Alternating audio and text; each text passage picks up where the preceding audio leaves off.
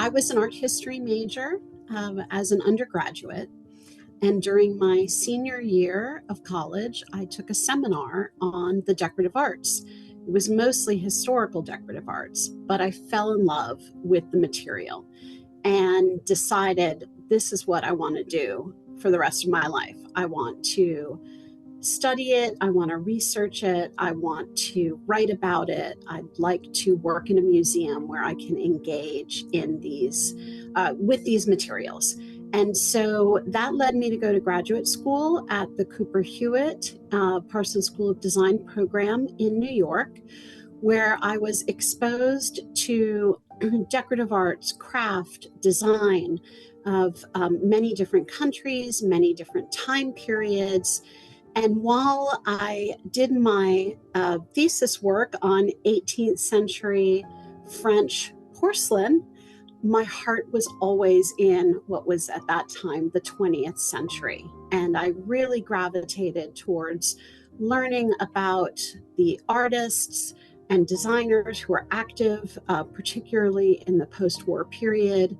And it just opened up a whole new world for me. So when I got my first job out of graduate school, I came here to Houston as a curatorial assistant for what was then called the Department of Decorative Arts and for Rienzi, our house museum that collects historical European decorative arts.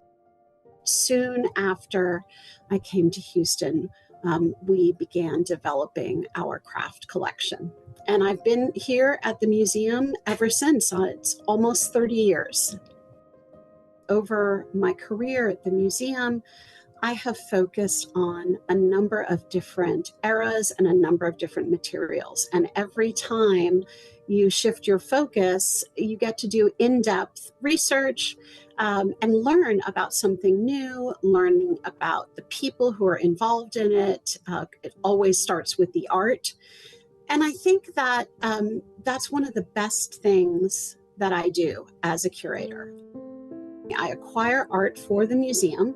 That's often my first method in which I am learning about a new field, is through the acquisition of an art object. You get to know the artist, the material, their techniques, the period in which it was made, and tying it to works that happened either before or after it in terms of the history of the field. So that ongoing process leads you to writing and leads you to developing exhibitions. Writing is not for everybody. It's tough. I really enjoy it. It is a different kind of way to introduce the public to information about an artist or an object or series of objects. My first mentor at this museum was Peter Marzio, our former director. So I had the opportunity here to think about what a collection could look like. And Peter really encouraged me. He gave me opportunity at a very young age to try and tell a story, to acquire works. There were a series of small permanent collection exhibitions that I did in between 1999 and 2000. And that was my sink or swim moment. My biggest accomplishment in terms of my career has been building the collection here at the Museum of Fine Arts Houston. And we're now known in America as having one of the strongest craft collections. And we have international renown for it, as well as our design collection. When I came here, we only had a handful of pieces at the museum, and we didn't have a plan, a roadmap, a strategy of how to build a collection, which artists should be represented, what stories to tell, technical information about media, all the things that you want to think about. And that was both daunting as well as an incredible opportunity, because I was able to strategize and think about it for a long haul. I always said that when this museum committed to collecting contemporary craft, we were committing to the long term. We were not going to just acquire individual objects or collections, do an exhibition, put them out on view, publish a catalog, and then say, that's it, we're done, we're moving on to the next thing. So it has been, for me, a career-wide and career-long investigation and engagement. And I still feel that way today. We, in 2020, opened a brand new building for modern and contemporary art in all media. We have the very first in the museum's history craft gallery. I've been dreaming of having space where I could rotate, install, think about objects for my entire career. And to finally see that and have that here has just unleashed a whole nother wave of projects I want to do, artists that I want to engage, works that I want to acquire. And because here at the museum, we are an encyclopedic institution, so we engage with art across not only nationalities, across time periods, and across media. So throughout our institution, we integrate craft with painting, sculpture, photography, video, prints and drawings, you name it, works from all over the globe. I have had the great fortune and privilege to bring in 3 major craft collections to the museum, each one of which spawned an exhibition and a scholarly catalog. And so that period between 2002 and 2014, in which Helen Williams Drutt's collection of contemporary jewelry, international jewelry, Garth Clark and Mark Del Vecchio's collection of modern contemporary ceramics, and Lee and Mel Eagle's collection of craft in all media.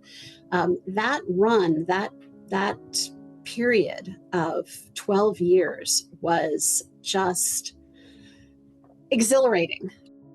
So I talk about them, really, the 3 of them, as being major turning points and projects that I remain incredibly proud of, and frankly put our museum on the map, gave me a great, once in a lifetime opportunities with 3 different projects.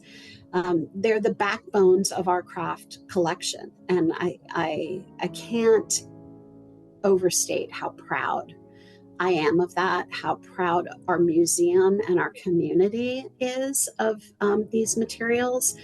And of course, when you have those kinds of foundations, you just build upon it, and you continue to build in various medium, working with collectors both locally and nationally. Overwhelmingly, the reaction to seeing work is one of pleasure. It is one of excitement. People will readily admit, I've never seen that before, or I never thought that that could be an art object before. With our field, everyone has chairs in their lives. You have vessels to drink out of. You have vases to put flowers in. You have objects to put around your living or working areas. And I think when you introduce to people the idea and make them seriously look at, you have choices here, whether it's functional or whether it's something that is just going to be displayed for pleasure. What is it that you like? What do you respond to? Is it a particular media? Is it a particular aesthetic? How do you live with these objects? How do you have art and artists therefore become of your life? And it's almost like seeing a light bulb go off above people's heads. And then it makes them look at what we are showing in the museum in a completely different light. There are so many craft histories that have yet, where their stories have yet to be told. I play a small role in that larger ecosystem of people who are discovering, researching, and telling those stories.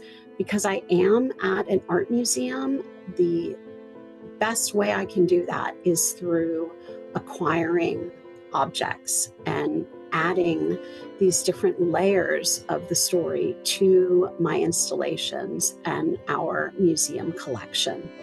But I think that that is an ongoing process.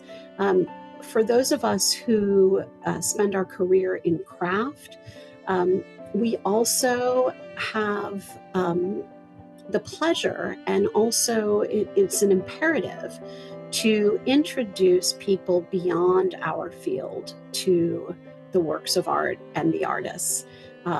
When you're an art history major, you learn about every media under the sun, but you don't learn about craft, decorative arts, or design. And so not only are we needing to educate our public, but we also have to educate our colleagues about the field, its history, the artists, the importance, the dialogue between these works and, let's say, paintings that were happening during that very same time.